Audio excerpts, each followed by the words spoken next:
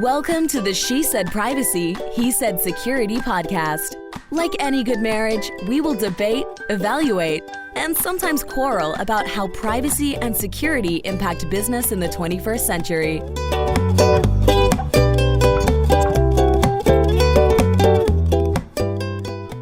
Hi, Jody Daniels here. I'm the founder and CEO of Red Clover Advisors, a certified women's privacy consultancy. I'm a privacy consultant and certified informational privacy professional, providing practical privacy advice to overwhelmed companies.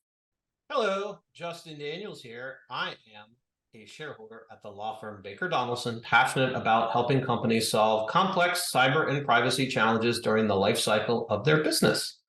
I am the cyber quarterback, helping clients design and implement cyber plans, as well as help them manage and recover from data breaches. And this episode is brought to you by... Where's my drum roll? Hello. Silent today. That's a terrible drum.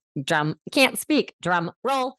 Well, this episode is brought to you by Red Clover Advisors. We help companies to comply with data privacy laws and establish customer trust so that they can grow and nurture integrity. We work with companies in a variety of fields, including technology, e-commerce, professional services, and digital media. In short, we use data privacy to transform the way companies do business. Together, we're creating a future where there is greater trust between companies and consumers. To learn more and to check out our new best-selling book, Data Reimagined, Building Trust One Bite at a Time, visit redcloveradvisors.com. You're not going to be silent the whole episode today, though, are you? Why? You seem to like that. Well, then it wouldn't really be a she said privacy, he said security. It would just be a she said privacy with a lot of pauses. Well, I'll try to chime in as I can. Okay, good. Well, today we have Dan Frechtling, who is the CEO of Boltive, developer of digital security and privacy software, and inventor of secret shopper technology for compliance. Prior to Boltive, he was president of cybersecurity firm G2, which was acquired by Verisk, and worked for McKinsey, General Mills, and Mattel, my daughter's favorite company. He attended Harvard and Northwestern. Well, Dan, welcome to the show. Thanks, Jody. Thanks, Justin. It's great to be here. Now, if my daughter was here, she would just want to talk about Mattel and American Girl, but it's a privacy podcast. So I guess we'll talk about privacy. If you think about it, American Girl is an interesting company from a privacy standpoint with all the little kids who like that. But we're going to pivot and ask Dan, with your varied background, how did your career evolve to where you're at now? Well, it was quite a evolution. I had my timing all wrong, by the way, because I worked at Mattel before I had kids. Now I've got 3 boys. So they missed the whole Hot Wheels and RC and action figure era that when I was there. But that was many years ago. I really began as a marketer. But what drew me into privacy, like many people, you experience something that makes privacy really personal to you. And for me, it was really a health diagnosis. One day, my wife had back pain, and we went through a whole bunch of different research trying to figure out what was wrong. We got a very serious diagnosis, and it turned out that it was cancer. And we discovered it was actually a rare form of cancer. And I did an enormous amount of additional research. It had to be was related to genetic disorder.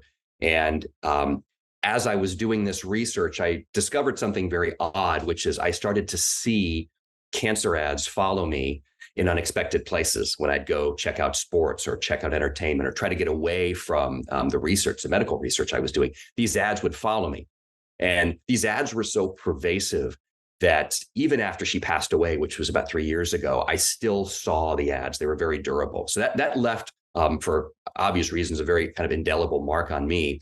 And kind of triggered with me something that I wanted to do to fix that. Well, in sort of life's great ironies, a friend of mine was CEO of a company called Ad Lightning at the time. And his wife was diagnosed with a similar condition, and he needed to step down and take time away from the company. And so he recruited me in. I left G2, the company you mentioned a moment ago, and became CEO of Boltive about 2.5 years ago. So that's my story. That's what drew me into privacy. And it was an opportunity to sort of right a wrong that I had experienced and also to help out a friend. And Boltive, as the company is now named, has as you mentioned, commercialized secret shoppers for privacy compliance to help make sure that these kinds of privacy transgressions don't happen when companies don't want them to. Now, a lot of times we're talking about the issues and the creepy factor in advertising. And I always used to say this over a decade ago, what was too creepy and where was the line for people? The story that you just shared is unfortunately an example of that. And, I'm sorry that you had to go through that. I appreciate that you're able to share that story so people can understand that it's real. It's not just theory. It's not just academic. It's actual people having to relive and experience something. Here in the health space, I've seen and heard similar stories of other medical conditions. You might be researching for somebody else, and then people think that it's actually you. And then they're using that data perhaps in an insurance situation or targeting you completely inappropriately. With that being said, there's obviously a lot of privacy challenges in the advertising space. Can you share what you see as privacy challenges happening now? Yeah, it's really fascinating because a lot of what you experience with these privacy errors are inadvertent, and it has to do with the difficulty of orchestrating so many vendors in online advertising and e-commerce in general. If you look at the average MarTech stack, there's 50 vendors plugged in, and on many pages there's hundreds of tags and cookies.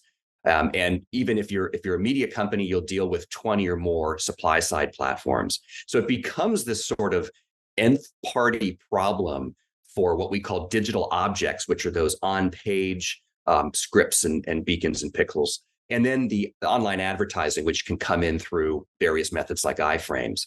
And when you have third parties sharing data, then you're triggering fourth, fifth, and sixth parties, and the risk of data leakage really exponentially increases, because if any step along the chain gets privacy wrong, we've discovered that consent can get dropped.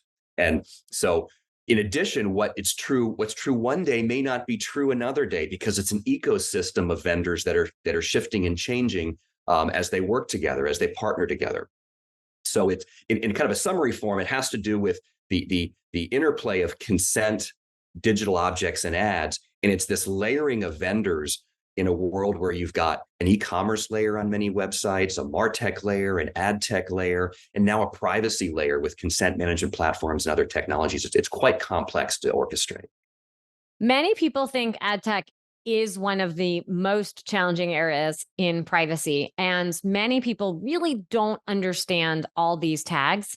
You mentioned fourth, fifth, and sixth party. Can we break that down even further? Can you help explain to someone listening, what is that fourth, fifth, and sixth party tag? Yeah, certainly. Let me talk about it first with the tags, and we can talk about ads as well. But tags can act as containers, and they can contain other tags. Think of a nesting doll, a matryoshka Russian nesting doll, where you've got tags within tags, but instead of just being one doll, there's multiple offspring. And because of this, there's not just a single line, but a multitude of branches, almost like a tree. Containers can contain other containers. And so when you visit a page and when you trigger a tag to fire, it can trigger other tags that are hidden, that are not visible, that as a business you may not even be aware of. And it can go in multiple layers in multiple waves. So that's where there's a challenge around digital objects. What adds some complexity to it even more is when cookies are dropped, many times the cookies are cryptic, right? So some are straightforward, like Facebook _FBP. If you see that, that's a little bit easier to understand that FB might stand for Facebook. But when you get into other cookies like UETVID that Microsoft uses for targeted ads, it becomes quite cryptic. So you don't even know what's on your own page. Thank you for sharing.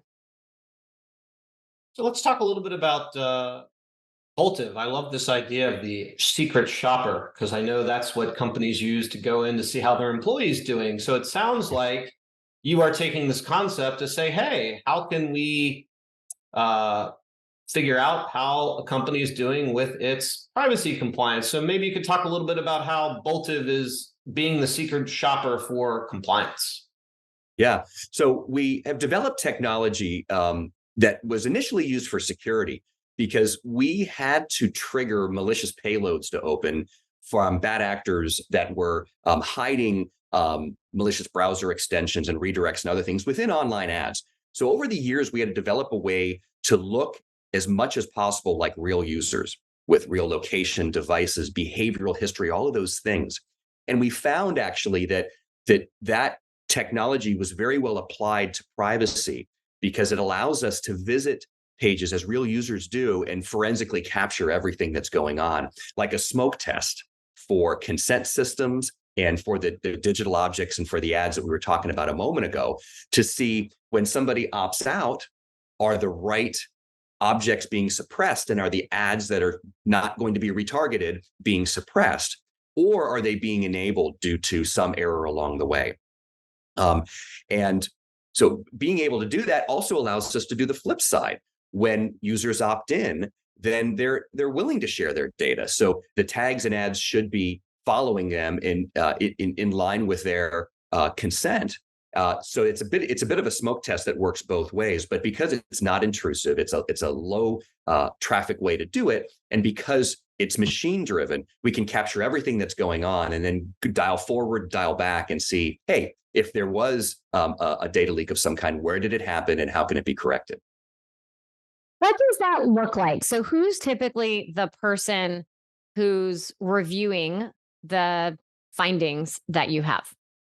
We find it's a hybrid. As compliance and privacy groups are staffing up and have more of this capability in their audit list, then we're dealing with legal departments, with data protection officers, with people that are more traditional privacy. But just as much, kind of in line with what we're talking about today, it's a marketing problem too. So we have this kind of hybrid where half of our users are on the compliance side and half are on the marketing side, because they want to make sure that their campaigns are compliant, that they're getting transparency into what all their vendors are doing. And we find a little bit, it's like we can be a bit of a bridge because there's a lot of nagging that goes on between compliance groups and marketing groups when there's a lack of visibility to, well, how many pixels and tags and beacons do we have on a page? And who are our ad vendors and who are we working with today versus last week?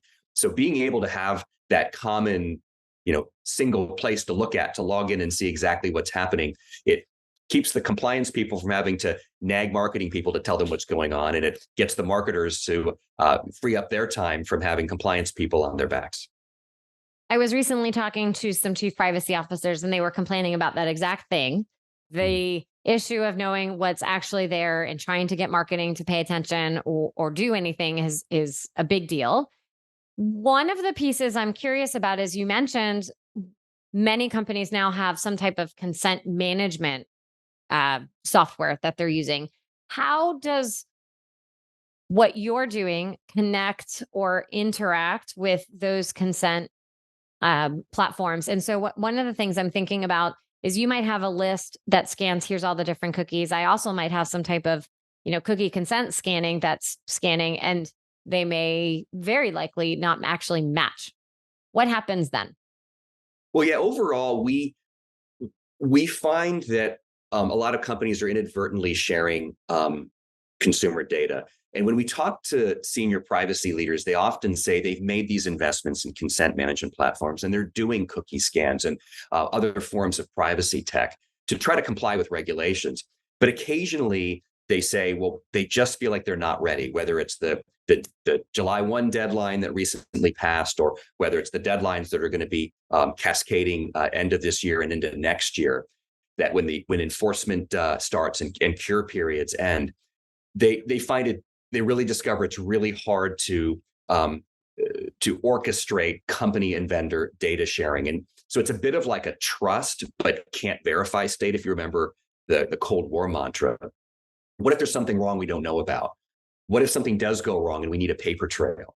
So we are an auditing monitoring system that runs constantly to make sure that consent management platform is working as intended, that the tag managers are working as intended, that the ad vendors are working as instructed. And that's really where the secret shopper technology is most powerful, which is something that we developed under the guidance of the co-author of CCPA and CPRA. We aren't lawyers, but we try as much to without giving legal advice, to map to the state requirements around the areas that we're talking about with consent. So kind of similar to what your company's mission is, can you talk a little bit about the intersection between protecting your brand, but also building customer trust and privacy? Hey, maybe that could be a new triangle for Red Clover. There you go. Yeah. Well, it's really interesting when you start to put boundaries on commerce and on marketing. And there's a analogy that was in Harvard Business Review that privacy is to the digital age what product safety was to the industrial age. That you once had cars with no seatbelts and no airbags and not even headrests.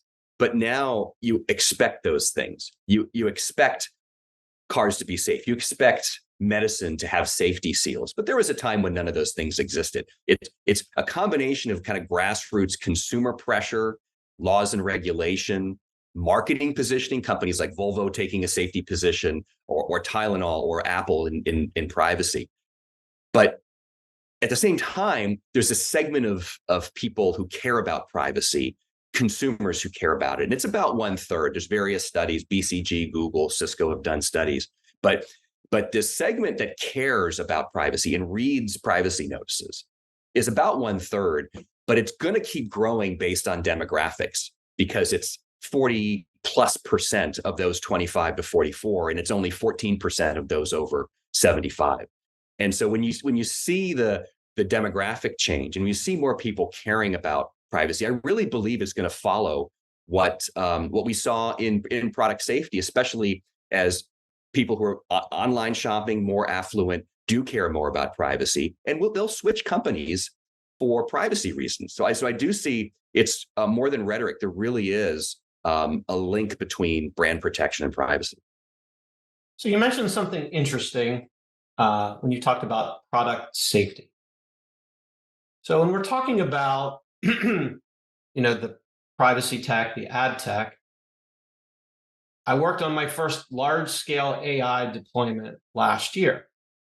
So now, let's say you're a company, you have interest-based marketing where you're able to get data about Justin and say, oh, Justin really wants an ad for a Gore-Tex rain jacket because he clearly likes to be outdoors. So now onto the scene comes artificial intelligence. And the other thing you mentioned in your comment was consumer education, laws. But now we're going to bring this whole new technology that has really interesting implications in the privacy and the ad tech space with none of that. So I'd love to hear from you and Jody. How can you allay my concerns that this will be social media bad on steroids for the privacy and data collection folks? Yeah, well, it's sort of beyond my capabilities to answer that one. I'm curious what Jody has to say. I would just say that consumers need to be protected. You're not going to have the means, like you can as a consumer, to delete apps or delete browser extensions or use a backup email address or clear cookies. I mean, these things that some users have the control to do are impossible in a black box of AI, and when it's well beyond anything that you can toggle on or toggle off. So I think the answer has to be, and I'm encouraged to see that laws and regulations are coming in to try to govern that, even though it's a very complex, arcane area of understanding. What he said. That's all you got? That's all I got today. That's all you got? Yeah. Oh, okay. All right. We'll chalk that up to the Justin was too complicated with a question. I apologize to our guest and my co-host. So that was a good question. We've talked about it before. I honestly, I would hearken it back to Dan, what you said in terms of the comparison to where we had nothing from a product safety standpoint, and then it's just common and expected. There's no regulation right now. And as a result, you're going to have a big wild, wild west with these tools and technology. Regulation will attempt to catch up. Someone will do something that they shouldn't have. Then, depending on what that is, you'll have a consumer outcry, and that will educate more people to care, and we'll have the same kind of spinning wheel situation going forward. And how quickly that will happen, I think, is dependent on how pervasive AI is used and whichever company is going to do something that they shouldn't have. So I'm going to summarize Jody's answer is history is likely to repeat itself. Well, you didn't like when I was short-worded and how you just summarized my long answer. I guess going into the next question, it's just interesting when you come on to talk about ad tech and thinking through these fourth parties, these fifth parties, and these sixth parties. Like, when we were at over the weekend, somebody took a picture at a kiosk and they wanted to download the picture. And so they give their phone number, and I have no idea where does that go and how will they be served ads. And so I'm just curious, Dan, from your perspective, just if you're just a consumer out there, how do you start to think about even understanding how the different ways your data could be collecting and serving you ads in ways that you hadn't ever thought possible? Yeah, well, I do love the line that history does repeat itself. I wanted to, before I answer that question, I think that is a very profound statement. If you look at the different media that have evolved over time, whether it is display ads, well, it was really summarizing what Jody said, so you can take credit. I like him. I like him. But it's true. Every new medium has its own privacy issues, right? It's display ads, video. The metaverse has its own privacy issues, and now we're seeing it with AI. So, as a consumer, I think you've just take a moment to be aware of what you're doing, of when you're giving consent. Just take a moment, right? It's quite easy now with technology to give consent or withdraw consent. But yet the knee-jerk reaction often is, I just want to get to my content, I'm going to accept all. So consumers starting to be aware that they do have choices, I think is the beginning. And then once you're aware of those choices, you can progressively take that as far as you want. Do you want to use a privacy-enhanced browser? Do you want to do the same with your apps and turn off app tracking in all cases? But just being aware and knowing that you have that choice now, by law and by technology, I think is the best advice that a consumer can use to be safe. With companies wanting to have a well thought of brand when it comes to privacy, what are the best practices for the companies you see doing a good job in achieving privacy and still being successful in marketing? I think, but while still being successful in marketing, right? That's important because this isn't intended to be overreach. We don't want the pendulum to swing so far that marketers can't communicate and that people can't discover products that they're interested in, because surveys that show people care more about privacy are still showing that people want tailored, personalized advertising. But I think one thing that companies can do, and it's increasingly possible, it takes technology to monitor technology. And with not just the layers we talked about before of commerce and MarTech and ad tech and privacy tech, but there's so many different configurations that companies have to be ready for, of different operating systems and browser types and device types, and of course, different jurisdictions. So it's overwhelming to try to solve this problem through annual or quarterly audits. It just can't be done. It takes technology. And so we find that our clients use our personas, our secret shoppers, in clever ways. Like they'll use it to look for sensitive health information. They can use the personas to emulate children to make sure that data protection for children, which has gotten a lot of attention this year, is being honored. To look for video pixels and to protect themselves against lawsuits, the VPPA lawsuits, and most importantly, to find vendors that they don't know they're sharing data with. And this is true on websites.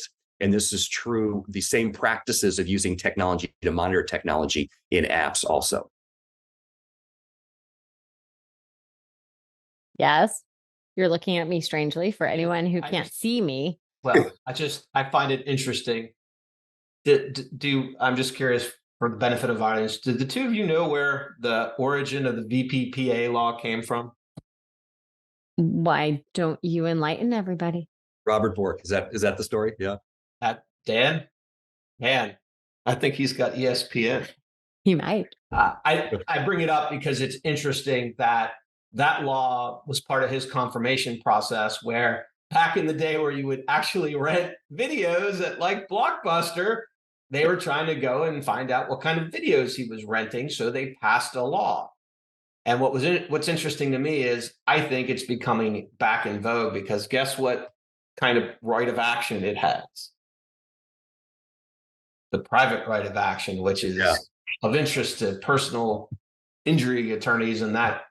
Yeah. There's all kinds of class action lawsuits that are here. Right before our podcast recording today, I was talking to a company about, do they have any of these kinds of pixels in their video? And we had an entire discussion about trying to understand what they have, where it is, and what to consider.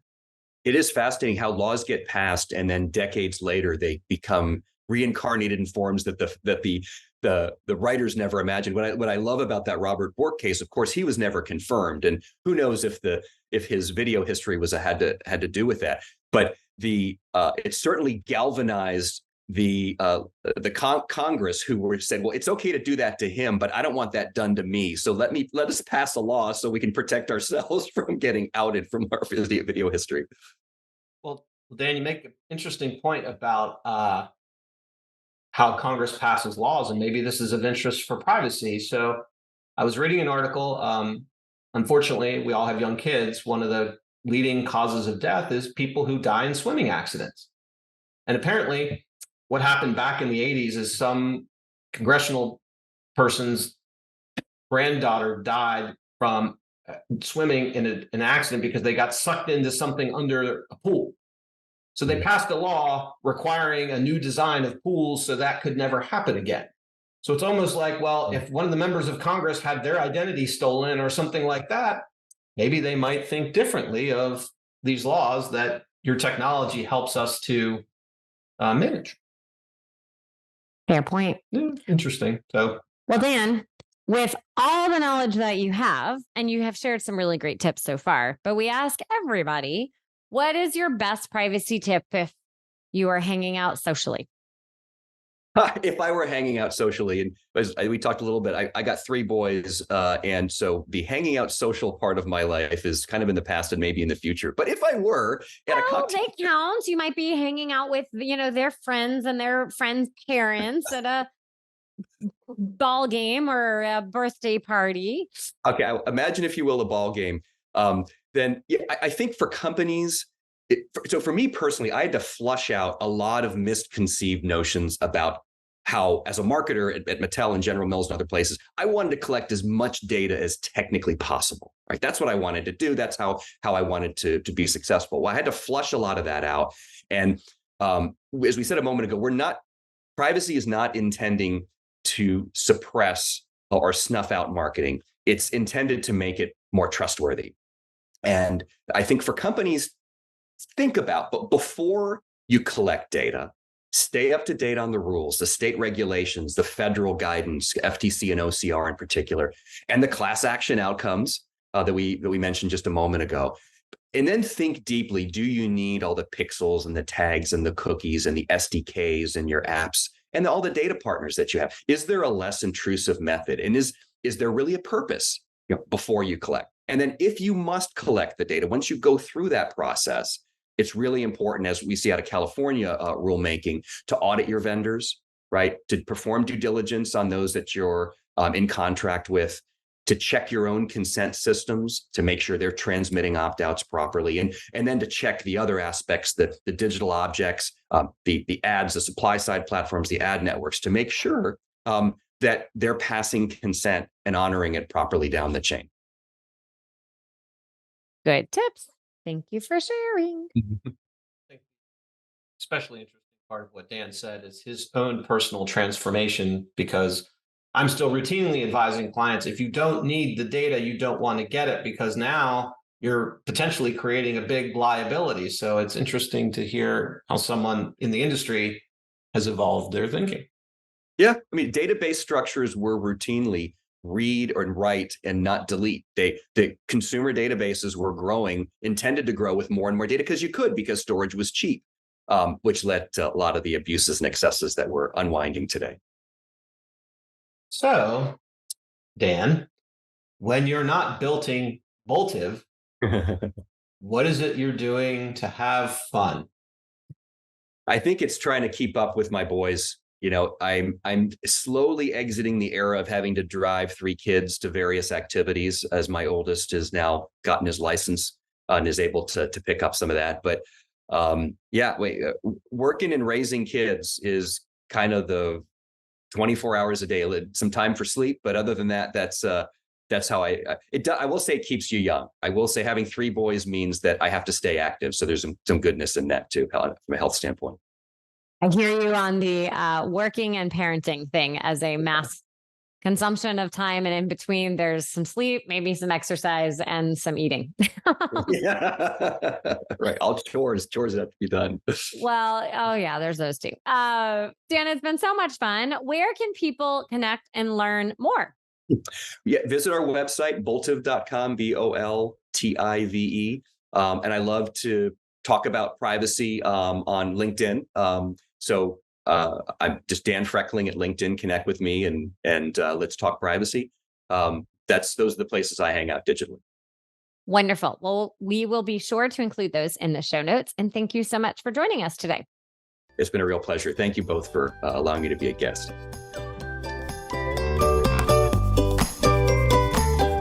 Thanks for listening to the She Said Privacy, He Said Security podcast. If you haven't already, be sure to click subscribe to get future episodes and check us out on LinkedIn. See you next time.